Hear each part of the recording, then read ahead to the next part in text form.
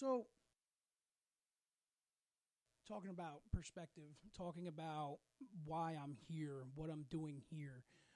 My main thing is I've always had a passion for people in general. I always felt bad when I seen somebody struggling and I couldn't do anything to help that person, no matter what the struggle was.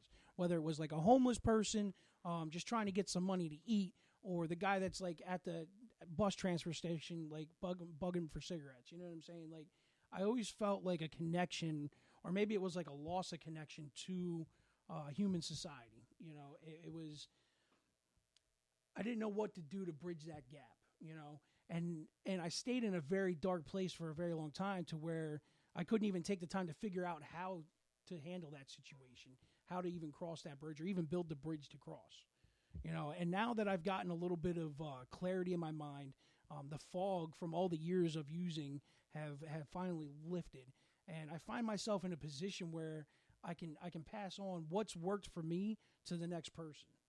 That's awesome. And that's what my goal is behind doing these podcasts and behind my job. Like, my job in general, you know, right now I work at recovery centers and helping people that are fresh out of treatment, connecting them with resources, places to live, job opportunities, resume building.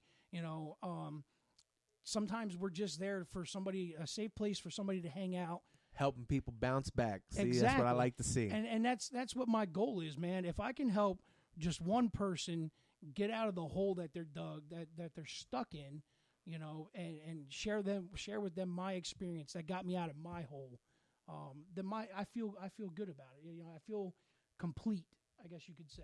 Yeah. Sounds good, man. Thanks. You got a story, and we're happy to you know, talk about everything with you, and you know, I've heard a lot of people speak over the years, and some people focus on all of the negative and the war stories, so to speak, all the drugs they've done, the crimes they've committed. I've also got a pretty extensive criminal background because of my drug use. I don't know if I could say it's because of my drug use, but it was definitely in the name of my drug use. Yeah. You know what I'm saying? Like, I did a lot of things that just to support my habit and myself.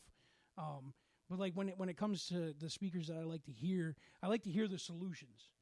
I don't want to hear all about the problems, because typically most of us share similar problems going through any type of addiction or mental health illness. We all have similar backgrounds in that aspect. But not everybody has that solution, you know, and there's multiple solutions available to people. And that's what I want to stay focused on, is finding those different ways for people to recover and share it with other people. Right, got you. That's like I remember when I first got into the recovery scene, and they had me doing like a recovery plan and stuff like that. And now because of the work that I do, and I'm working with the clients that I work with, and I'm learning about this new thing called RAP, or it's probably not new, but it's new to me. But it's a wellness recovery action plan, and it's kind of just like, you know, on the recovery side, it's a recovery plan. It's just a plan for dealing with everything. And it was just really cool. Like, they even have like an app for it, like, so you can do all this stuff like on your phone and like make your own little file on yourself. It's really neat. It's always nice to be able to get that outside perspective too. So like when you were talking about that recovery plan, like you sat down with somebody that helped you or guide you and coach you into setting goals for yourself. Mm-hmm. You know, because sometimes we have ideas of like goals and stuff that we want to accomplish, but we don't know how to articulate that.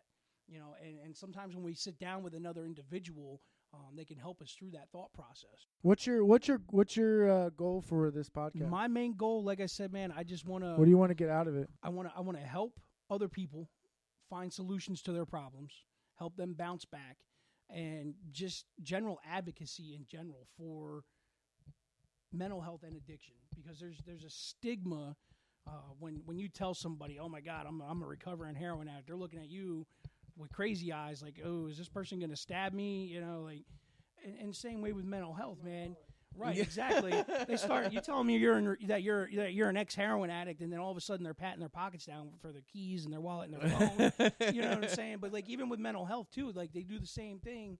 maybe they're not patting down their keys, but like when you tell somebody that, you know, you're suffering from bipolar or maybe schizophrenic or whatever the case may be. You look like you're a monster. Right away, they're looking at you like, is this guy going to flip the fuck out and hurt me? Is it safe to be around this person? And it's those type of negative concepts that keep people down because they feel shame and guilt for going through what they're going through. And a lot of times it's nothing that they did personally to end up in that situation or with that mental illness. You know, but there are things to help them and treat them, and being kind to people is just a step in that direction.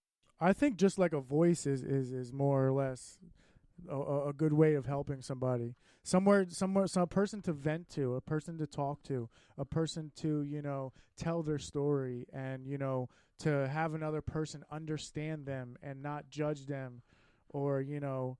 That's the way I feel. I like having a person that I can talk to and vent to, and, you know, so not use things. Are you know, seeing a therapist right now? Judge me. You're not seeing anybody for nothing? No, I'm not seeing anybody.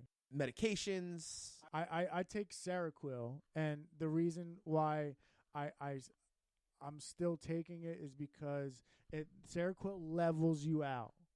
Your highs it and levels lows, you out. It puts me to sleep. Me out. it puts me to sleep too. Like I can't sleep without taking it.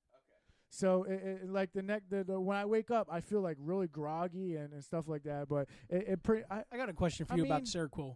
Is there any other side effects that you've had, like extreme hunger munchie syndrome or anything like that? No, I don't have any side effects with it. The only thing that it does to me is I think it just puts me to sleep. See, when I was in jail, they had me on Seroquel, and because I was having trouble sleeping and stuff like that, and they tried. It's a tranquilizer, right? And they tried a couple different things, but nothing was really working. And a lot of it was because I was going through withdrawal at the time, and they needed to put me on something stronger to put me to sleep. But what I found my problem was I would take it, I would fall asleep, but then I'd wake up in the middle of the night hungry as hell, and I would destroy my commissary bag. Like, I'd wake up in the morning, there'd be like honey bun wrappers laying around my bunk, you know. So that was something I didn't take for very long. Like once, like you smoked an ounce of weed in the middle of the night. Exactly. Like I got the munchies like 2 a.m. and like I'm devouring my. I completely sleep. Like I don't wake up. Oh. Like I'll wake up like if I have to go to the bathroom and it wakes me up. Like or my alarm goes off, but I sleep right through things. Like the only side effect is pretty much it just puts me to sleep. I was on Zoloft. They had me on Zoloft for a little while. What made you stop taking it? Erectile dysfunction. Okay. Yes. All right. Well, I mean, being honest. Listen, and that's not even. So I remember. It's a what is that?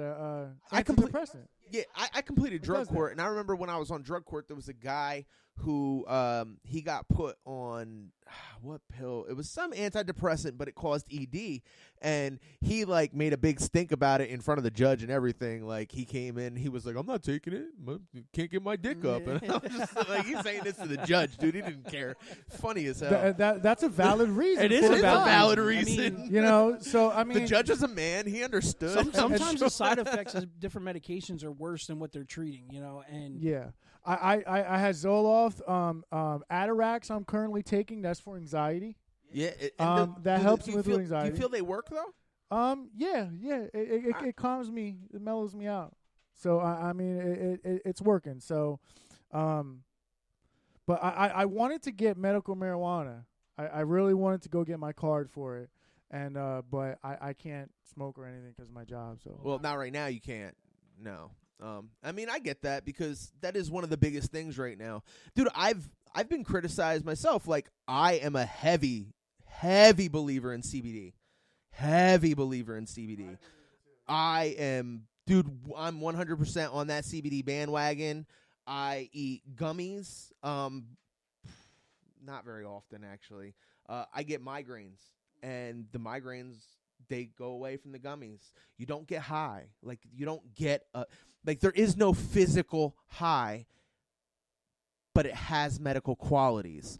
So like I'm involved with all these people. I do meetings and all that, and they're all like, "Oh, well, it's a derivative of marijuana." I'm like, "Yeah, but the main thing about CBD though is it doesn't have THC in it, which is what gets you right. It's not a mind-altering chemical. CBD is not mind altering or mood altering. Well, it is mood altering, but it's being used for a purpose. Like it's anxiety. It's PTSD. curing a lot of things. That Yeah, CBD. no, it does. It does. and it really helps a lot of people.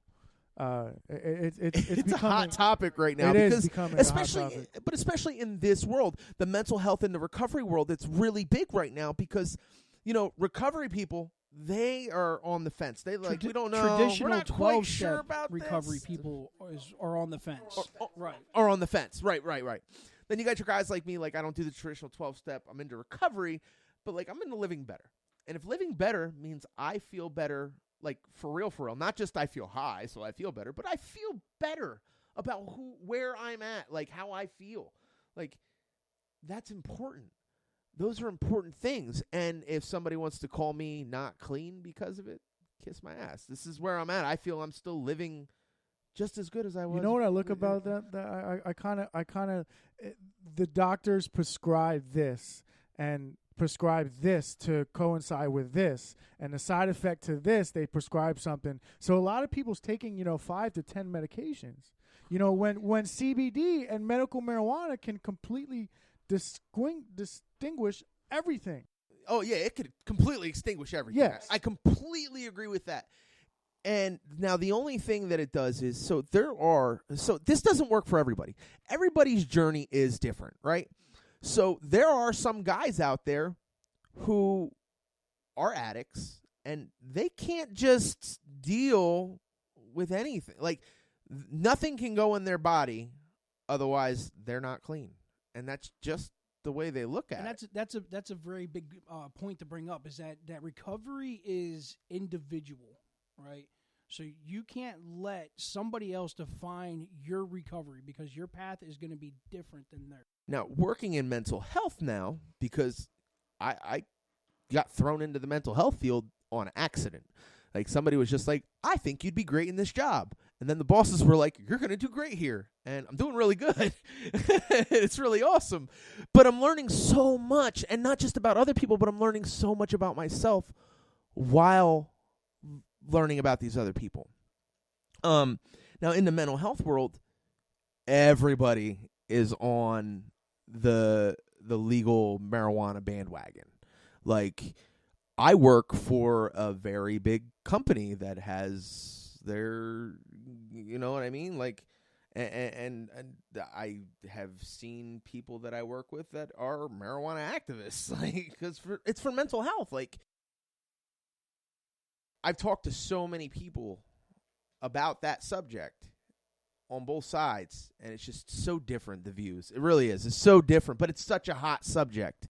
Right, and there is a lot of controversy, and it just depends on who you're talking to. Right, you know? right. It all depends on the crew. So, like, my big thing is I've decided that I'm just not going to worry about what other people have to think, and I'm going to go back to and just saying fuck what they think, and I'm just living my life now, man. I'm stopping to worry about everybody else. So hold on, one quick second. Now you said all the things that you've been through, Tony. What are you doing now? Like, you pretty much did a 360 from where you were to where you are now. Well, yeah, like, definitely spun a 180 Tell on everybody like what you're doing now. All right. So I guess we could do it this way. So my story is kind of similar to Nick's. In a sense that, I was using to cover up things that I didn't understand, like about myself, I had mental health things going on. I won't use a lot of names for my family members out of respect for them. But at a young age, I dealt with sexual abuse from one of my uncles. And, as a boy growing up with that thought in your head, like that, it messes you up a lot. Like, you don't know if it's okay to talk about it. You just don't know, especially when you're young like that. So that ferments in the head, and it just goes and goes and goes, and it turns into other things. And at a very young age, I love him to death, but I have an uncle who he's an alcoholic, and at a very young age, he started taking me on the weekends and just getting me drunk because my stepdad was he was abusive in different ways. Not sexually, but he was physically abusive. And my uncle seen that, and he didn't like it. And he didn't know any other way to get over things like that.